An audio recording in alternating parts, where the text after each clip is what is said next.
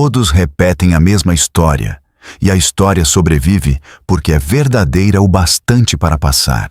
O Pink Floyd perdeu Syd Barrett para o ácido, para a fama, para alguma fragilidade com a qual ele nascera. O fundador genial que brilhou forte demais e depois se apagou. Uma baixa do rock com uma trilha sonora bela e dolorida. Você já ouviu essa versão 100 vezes. É a versão que cabe numa placa de bronze. Esta noite, eu quero contar a outra, a que quase nunca se diz em voz alta. Porque é mais fria do que a primeira, e porque, depois de ouvi-la, você não vai mais conseguir deixar de escutá-la por baixo de cada disco que essa banda gravou. Aqui está ela, sem amortecedor. O Pink Floyd não perdeu Syd Barrett uma única vez, num único ano. Eles continuaram a perdê-lo, deliberadamente, e transformaram o ato de perdê-lo no catálogo mais assombrado da história do rock. Comece pelo instante ordinário demais para parecer aquilo que foi. Numa manhã do início de 1968, a banda segue de carro para um show. Alguém pergunta se devem passar para buscar Syd. Outro responde que não vale o incômodo. E essa é a execução inteira, sem votação, sem confronto, sem adeus. Um fundador apagado por um dar de ombros, um homem deixado na calçada no meio da própria vida. Eles já haviam chamado David Gilmour, supostamente apenas para cobrir Syd nas noites em que Syd já não funcionava. E naquela manhã cinzenta, o provisório virou definitivo em silêncio. O homem que dera nome à banda, que escrevera quase tudo o que haviam gravado, que no único sentido que importava simplesmente era o Pink Floyd, não foi recolhido, foi deixado onde estava. Agora preciso ser justo com eles, porque é a justiça que torna esta história insuportável em vez de meramente cruel. Eles provavelmente estavam certos em fazê-lo. Ele já não conseguia tocar. Desafinava a guitarra diante da plateia e ficava imóvel, ou batia um único acorde e o deixava soar por 1 hora, enquanto os outros tentavam erguer uma canção em torno do silêncio. Mantê-lo teria liquidado a banda. Deixá-lo para trás foi sobrevivência. Mas sobrevivência e inocência não são a mesma coisa. E o Pink Floyd parece ter compreendido essa distinção mais fundo do que ninguém, porque passou os 40 anos seguintes compondo a diferença entre as duas. Esta é a parte que soa a misticismo e é, na verdade, pura estrutura. A melancolia que se tornou a assinatura deles, aquela atmosfera famosa, a dor lenta, os imensos espaços vazios dentro do som, a sensação de que algo enorme falta no centro da música, mesmo quando cada faixa está cheia. Nada disso é um clima que tenham escolhido num cardápio. É o espaço negativo deixado por um corpo removido. Escute o que o som maduro de fato é. É espaço organizado em torno de uma ausência. Os acordes de Richard Wright pairam no ar e se recusam a resolver, suspensos, esperando por alguém que não vem. A guitarra de Gilmour canta aquelas longas linhas pesarosas dentro de cômodos, que parecem ligeiramente grandes demais e silenciosos demais. A arquitetura do som clássico do Pink Floyd é a arquitetura de uma casa onde alguém costumava morar. Eles não escreveram canções tristes sobre Syd. Construíram uma casa triste com a forma do desaparecimento dele, e então se mudaram para dentro, e ficaram por 4 décadas. E aqui está a ideia mais profunda, a que eu quero que você leve daqui. Nos primeiros tempos, antes de a formação famosa endurecer em seus 4 papéis, Syd Barrett não era uma função entre 4. Era todas elas ao mesmo tempo, vivas dentro de um único sistema nervoso.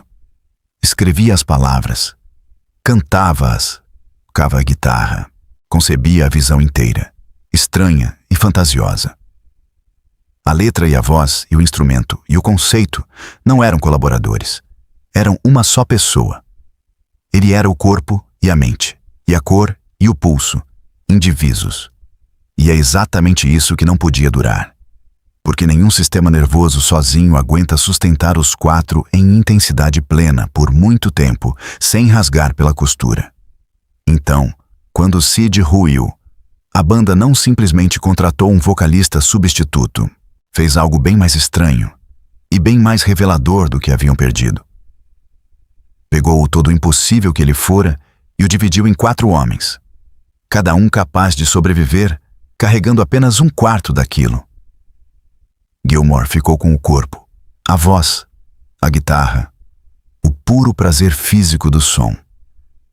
Waters ficou com a mente, o conceito, as palavras, a recusa em deixar que um disco fosse apenas belo.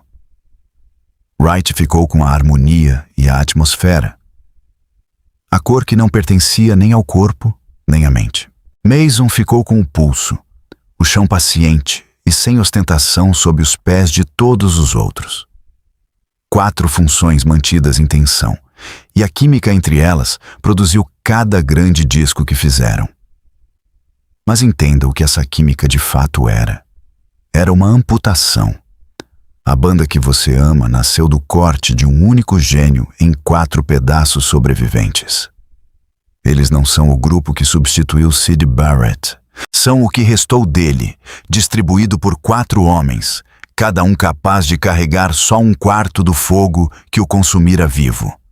Sempre desconfiei de que algo na queda dele fosse mais fundo e mais sombrio do que apenas química, dada a maneira quase instantânea com que criava. O jeito como a música parecia chegar através dele e não a partir dele. E o quadro mais útil que já encontrei para isso não vem da história do rock. Vem de um jovem filósofo nascido na Prússia em 1844, um homem que, como Barrett, perdeu o pai cedo, cujos anos produtivos e brilhantes foram espantosamente breves, e que finalmente caiu em 1889, num silêncio do qual nunca voltaria. Seu nome era Friedrich Nietzsche, e seu primeiro livro descreve o que aconteceu com Syd Barrett com uma precisão que não deveria ser possível através de um século.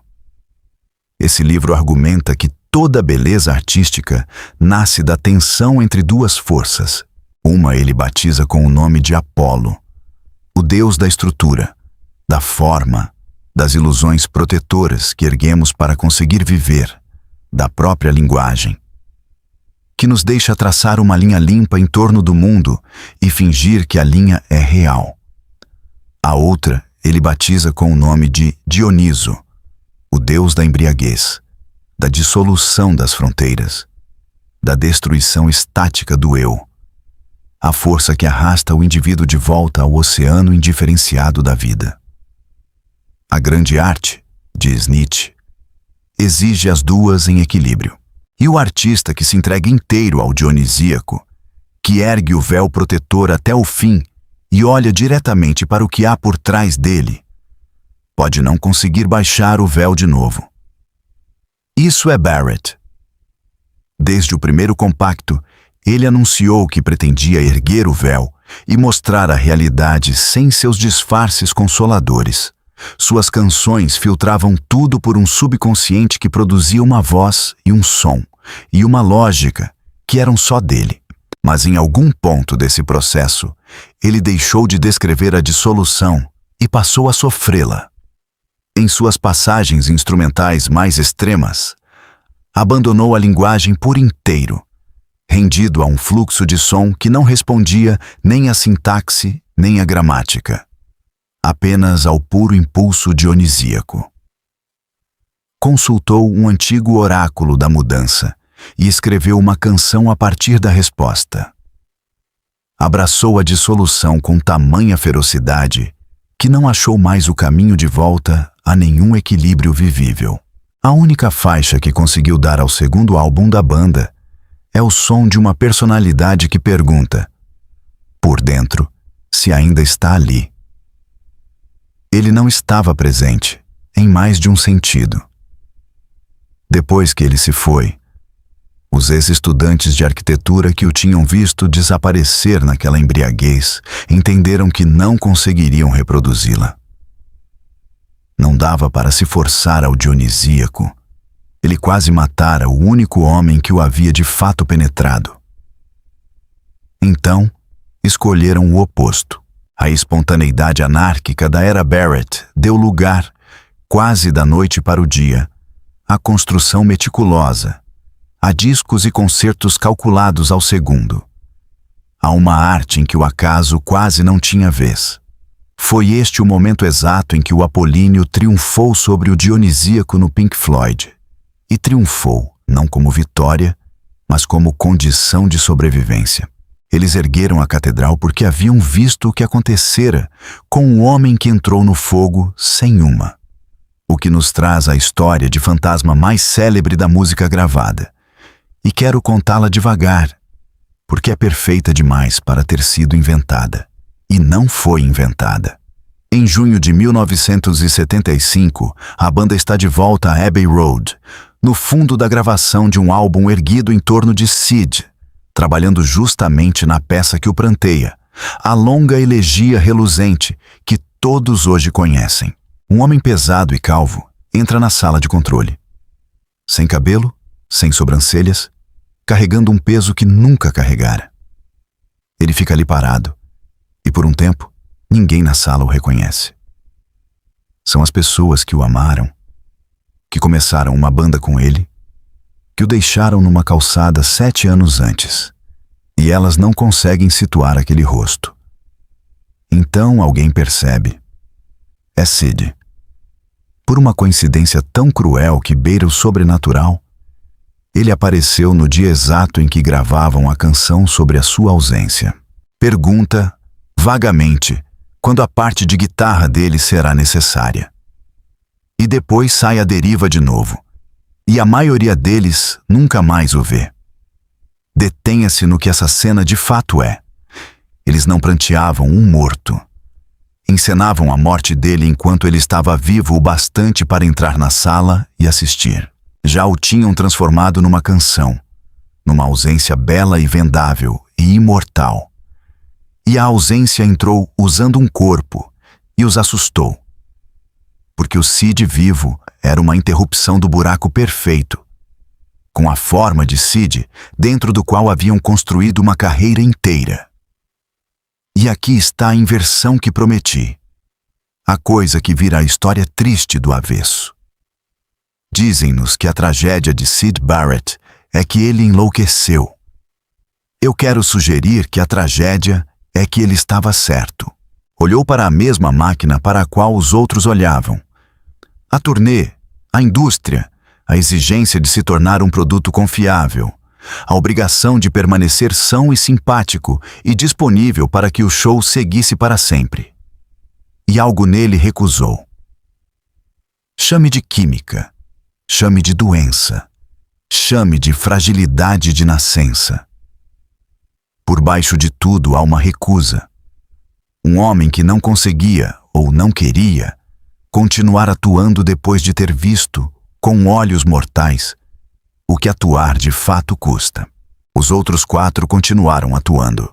Ficaram ricos e famosos, vendendo a estádios lotados canções sobre a alienação, sobre a loucura, sobre o homem à beira, sobre o lado escuro da lua, enquanto o lado escuro da lua estava sentado num apartamento em Cambridge, pintando quadros que terminava e depois destruía.